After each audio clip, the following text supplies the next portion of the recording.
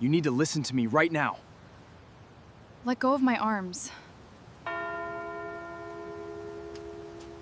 The morning sun barely cut through the thick gray fog surrounding Oakhaven High, casting long, sharp shadows across the cracked concrete of the student parking lot. For most people, senior year was a time of freedom, college applications, and quiet anticipation for whatever came next. But inside those double glass doors, survival had a hierarchy, and everyone knew who sat at the top. His name was Marcus Vance. Tall, muscular, and carrying the quiet, dangerous confidence of someone who had never been held accountable for anything in his life, Marcus ruled the halls with an iron fist. His father was a major developer in town, donating millions to the school board, which effectively rendered Marcus untouchable. Teachers looked the other way when he pushed kids into lockers, and the principal mysteriously lost paperwork whenever a formal complaint was filed. The unspoken rule at Oakhaven was simple: bow your head, give Marcus whatever he wants, and hope you make it to graduation without becoming his primary target. That delicate, unspoken equilibrium shattered on a cold Tuesday in October when the main office door clicked open and a new student walked into third period English. Her name was Clara Vance, though no relation to Marcus, and she moved like a shadow trying not to disturb the dust. Clara was thin, pale, and dressed in oversized second-hand sweaters that swallowed her frame. She rarely raised her eyes above chest level, and when Mr. Harrison asked her to introduce herself, her voice was so faint the kids in the back row had to lean forward just to hear her name. She took the empty desk in the far corner, right by the fogged window, pulling a worn leather notebook from her canvas bag and opening it to a blank page. She didn't look at anyone, didn't check her phone, and didn't attempt to make friends. To the rest of the class, she was just another quiet ghost passing through a noisy system. But to Marcus, who sat 3 rows over spinning a brass lighter between his knuckles, she was something else entirely: new prey. For the first 3 weeks, Clara remained completely invisible by design. She arrived precisely 2 minutes before the bell rang and vanished the second the final tone sounded, slipping through side doors and avoiding the cafeteria altogether. She ate her lunch sitting on an upside-down bucket behind the auto shop, staring out at the high metal fence that bordered the woods. Yet, despite her best efforts to stay below the radar, Marcus was drawn to her silence. Marcus hated things he couldn't understand or control, and Clara's total lack of fear, or even awareness, of his presence irritated him deeply. Other students flinched when he walked past. Clara didn't even blink. He started small, as he always did, testing the waters. He flipped her backpack off her chair when he walked by, knocked her pencils off her desk with his elbow, and made loud, mocking comments about her faded clothes. Clara never retaliated, never argued, and never looked him in the eye. She simply picked up her things, dusted them off, and resumed whatever she was doing, her expression completely smooth and unreadable. This lack of reaction only fueled Marcus's frustration. He was used to tears, pleas, or at least visible anger. Clara's silence felt like a direct challenge to his authority, an insult wrapped in indifference. What Marcus didn't know, what no one in that town knew, was that Clara hadn't chosen Oakhaven at random, nor was her silence born out of fear or weakness. She lived in a small, weathered cottage 3 miles outside the town limits with her grandfather, a quiet, stern man named Arthur who spent his days repairing old mechanical clocks and tending to a dense garden behind their home. Their house was filled with books on psychology, ancient history, and mechanics, but notably devoid of modern electronics or photographs. Clara had spent her entire childhood moving from small town to small town every 18 months, living under strict instructions never to draw attention, never to leave a digital footprint, and above all, never to show what she was capable of doing when pushed into a corner. The tension between Marcus and Clara reached its boiling point during a rainy Thursday afternoon in the main hallway between 4th and 5th period. The corridor was packed with hundreds of students hurrying to their lockers, the air thick with the smell of wet wool, cheap body spray, and damp notebooks. Clara was standing in front of locker 114, carefully dialing her combination, when Marcus appeared out of the crowd, flanked by his 2 usual followers, Todd and Luke. Marcus leaned his heavy frame against the lockers right next to her, blocking her exit. He reached out and snatched the worn leather notebook right out of her open bag. It was the same notebook she carried everywhere, its cover scuffed and bound with thick twine. Clara froze for a fraction of a second, her fingers still resting on the metal lock dial, before turning slowly to face him. "Give it back, Marcus," Clara said softly, her voice steady and stripped of any emotional tremor. Marcus grinned, holding the book high above his head, taunting her in front of the growing crowd of onlookers who had sensed a scene and stopped to watch. "What's in here, little ghost? A diary? Poems about how miserable your life is? Let's see what makes the quiet girl tick." He flipped open the cover, expecting to find teenage scribbles or private thoughts he could read aloud to embarrass her. But as his eyes scanned the first page, his smug smile faltered for a fraction of a second. The pages weren't filled with words, they were covered in intricate, highly detailed technical diagrams, flowcharts, psychological profiles, and precise maps of Oakhaven High, complete with time stamps, security camera blind spots, and daily movement schedules of every staff member, including Marcus himself. Before Marcus could make sense of what he was looking at, Clara stepped forward. Her posture changed instantly. The timid, slouched girl vanished, replaced by someone remarkably centered, her weight distributed evenly on the balls of her feet. "Give me the book," she repeated, lower this time, a tone of absolute command entering her voice that caught everyone nearby off guard. Marcus felt a flash of embarrassment as the crowd quieted down, waiting to see how he would handle being spoken to like that by a nobody. His ego flared, burning away any brief confusion he had felt looking at the diagrams. He took a heavy step toward her, dropping his arm and slamming his hand against the locker right next to her head with a loud metallic bang that made half the hallway jump. "You don't tell me what to do," he sneered, reaching out with his other hand to grab her by the collar of her jacket to shove her against the steel doors. He laid hands on her. And exactly 10 seconds later, he regretted everything. The moment Marcus's fingers gripped the fabric of her coat, Clara didn't scream, flinch, or pull away. In one lightning-fast, effortless motion, she grabbed his wrist with her left hand, turning her hips into his balance point. With a subtle twist of her palm, she applied pressure to a precise nerve cluster right behind his wrist bone. Marcus dropped to his knees instantly, a sharp gasp of pain escaping his throat as his arm went completely numb from the shoulder down.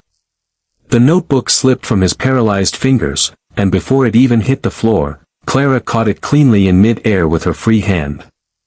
She didn't strike him, she didn't throw a punch, and she didn't even raise her voice.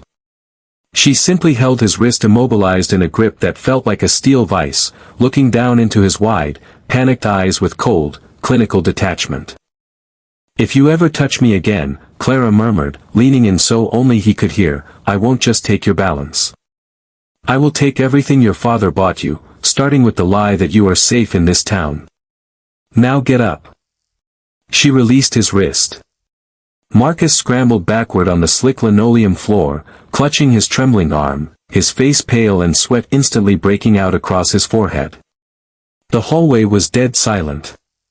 Hundreds of students stood frozen, staring in absolute disbelief at the high school's undisputed bully cowering on the floor in front of the quietest girl in school. Todd and Luke stepped back, terrified, offering no help to their leader. Clara casually slid the leather notebook back into her bag, zipped it shut, adjusted her collar, and walked away toward the exit, her footsteps echoing rhythmic and calm against the silent walls. Word of the incident spread through Oakhaven High like wildfire before the next period even began. Rumors mutated instantly. Some said Clara was a trained mixed martial artist, others claimed her family was in the witness protection program, and a few even speculated she was an undercover agent. But for Marcus, the physical humiliation was only the beginning of a rapid psychological collapse. When he went to the nurse's office complaining of a sprained arm, the nurse found no bruising, no swelling, and no physical evidence of injury whatsoever, despite Marcus being completely unable to lift a pencil with his right hand for 3 hours. The lack of proof made him sound unhinged when he tried to explain to his father that a 100-pound girl had crippled him with 2 fingers. That night, Marcus sat in his sprawling, modern bedroom on the edge of town, unable to sleep. The humiliation gnawed at his gut, mutating into a burning desire for revenge. He pulled up his computer and began digging into Clara Vance. He used his father's high-speed business access to search public databases, state records, and social media, but to his growing frustration, Clara didn't exist online. There were no middle school records, no prior addresses, no medical files, and no birth certificates matching her exact profile. It was as if she had materialized out of thin air 6 weeks ago.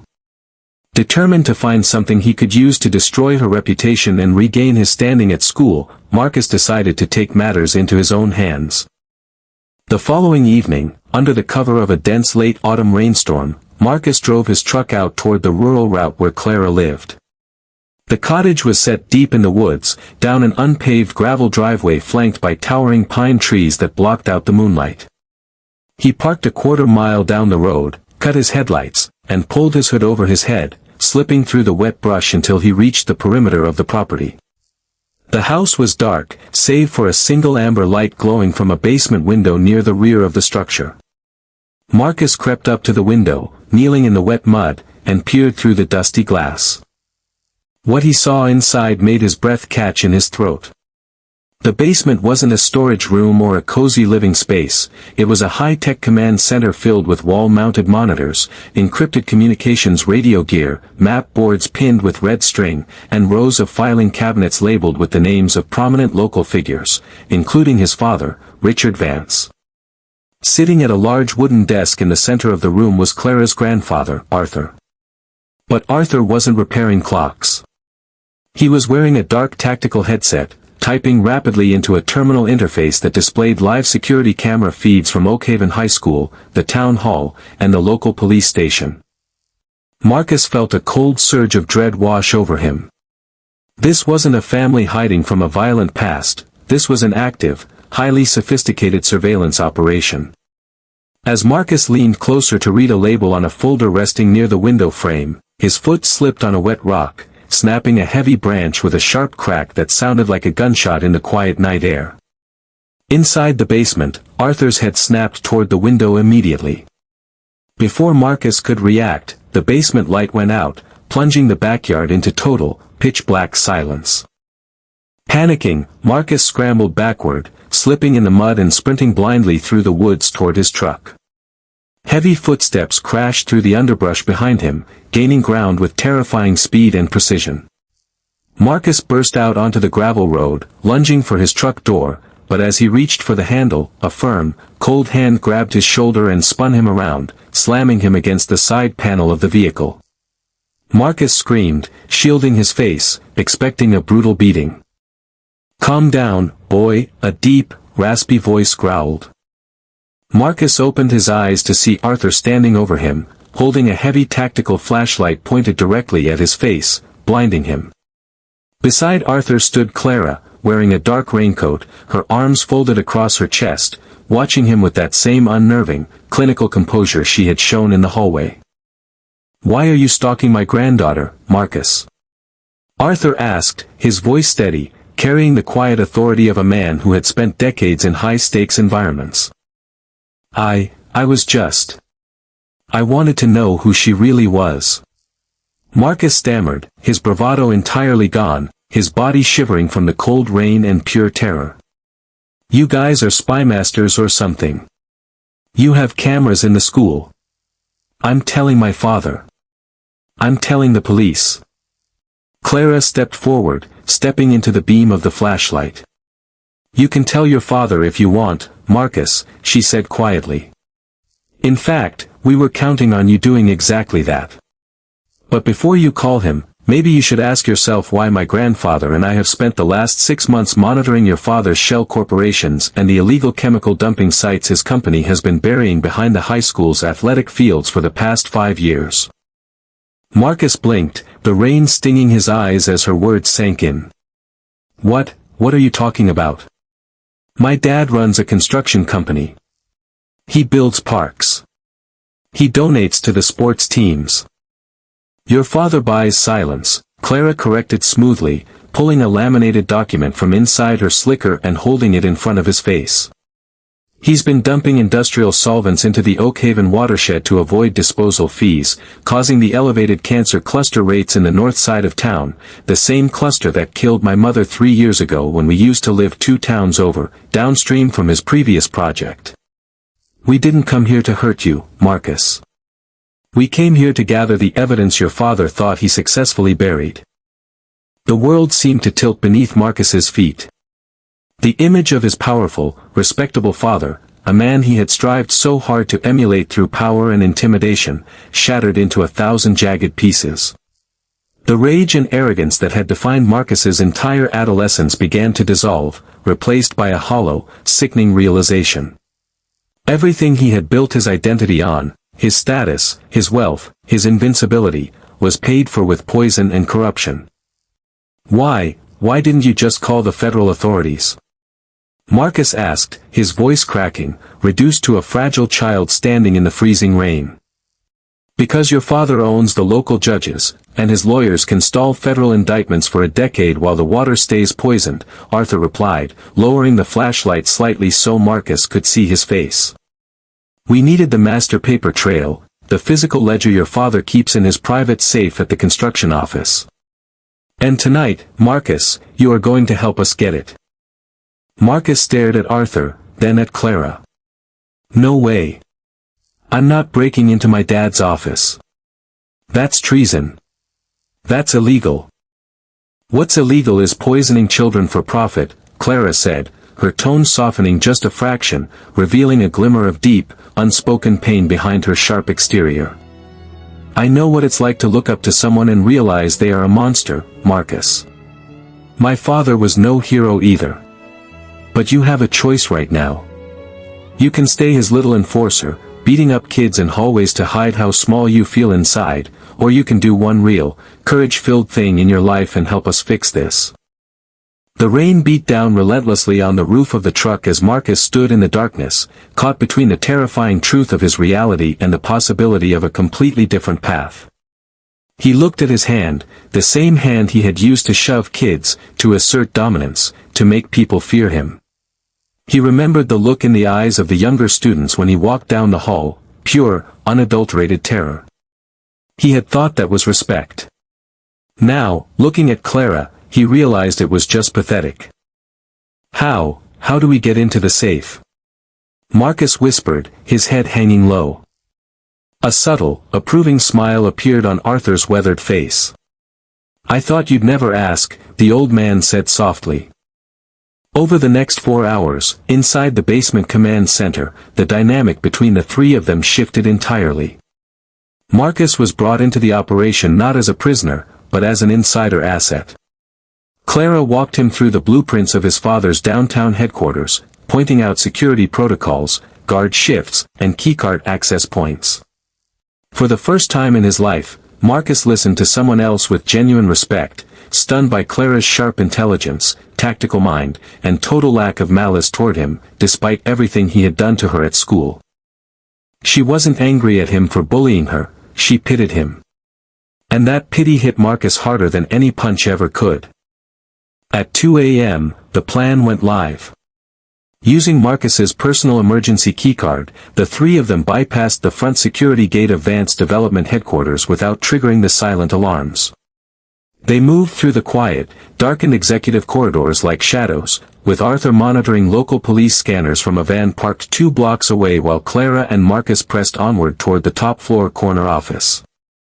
When they reached the heavy oak door of Richard Vance's suite, Marcus's hands trembled so violently he could barely align the keycard with the reader.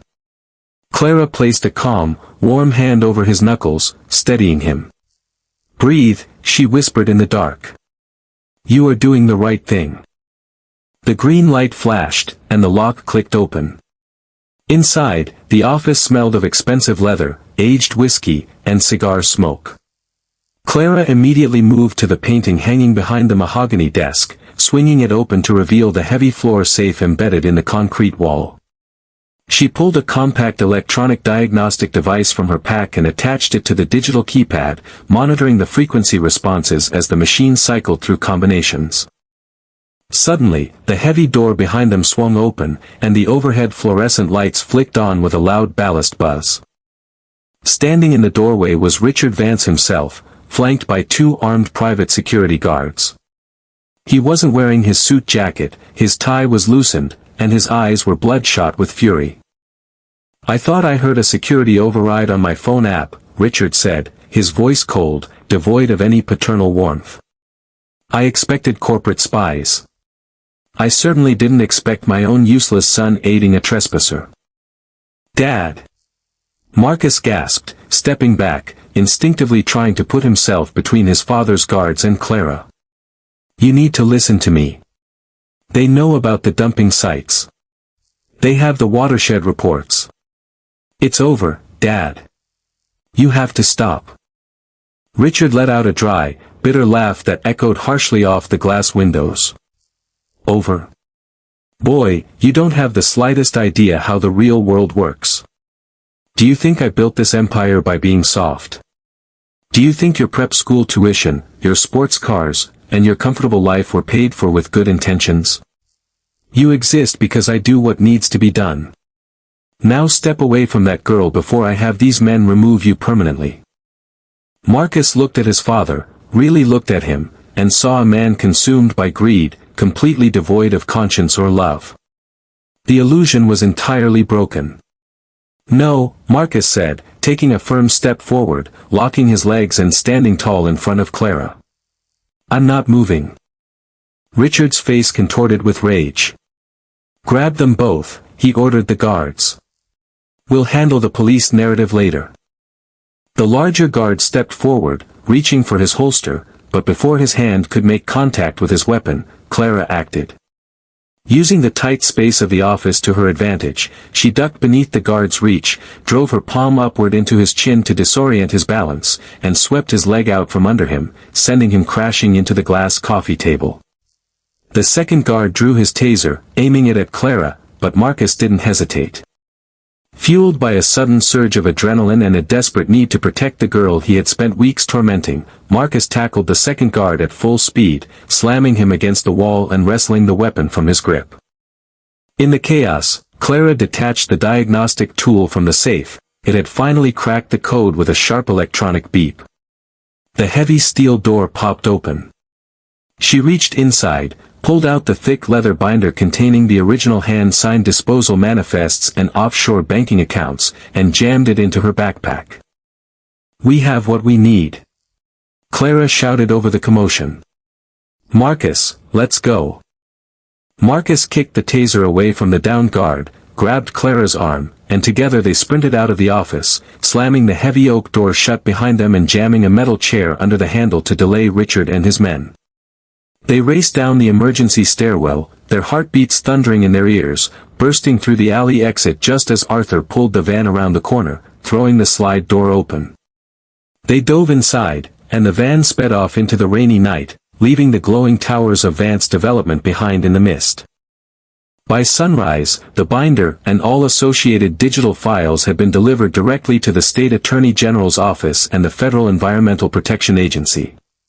By noon, federal marshals and state police vehicles had surrounded Oakhaven High and Vance Development headquarters. Richard Vance was arrested in his office, cuffed in front of news cameras, and led away on multiple felony counts of environmental destruction, corporate fraud, and conspiracy. On Monday morning, Oakhaven High was an entirely different place. The atmosphere in the hallways was thick with shock, confusion, and whispers. Marcus Vance walked through the front doors alone. He wasn't wearing his expensive varsity jacket, nor did he walk with the arrogant, chest-out stride that had terrified younger kids for years. He walked quietly, eyes down, carrying the weight of a shattered life. Students moved out of his way, not out of fear, but out of awkward pity and uncertainty. He walked past locker 114. It was open and empty. Clara's desk in third period English was vacant. She had vanished just as quietly as she had arrived, her mission complete, her family moving on to whatever town or safe house awaited them next. When Marcus reached his own locker, he saw a small piece of folded parchment taped to the metal door. He pulled it off and opened it. Inside, written in precise, elegant handwriting, was a short note. You didn't choose the environment you were born into, Marcus, but you chose who you became when it mattered most. Power isn't making people fear you. Power is having the strength to protect people when everything is on the line. Use your second chance well. Marcus stared at the handwriting for a long time as the morning bell rang throughout the crowded corridors. A tear slipped down his cheek, cutting a clean path through the fatigue on his face. He folded the note carefully, placed it inside his pocket right over his heart, and looked up at the hallway filled with students. He saw a freshman struggling with a jammed locker door near the water fountain, flinching as older kids pushed past him. Marcus walked over, knelt down beside the younger boy, and offered a soft, genuine smile. "Here," he said quietly, "let me help you with that." True strength is never measured by how easily you can break others, but by how fiercely you stand up to rebuild what was broken.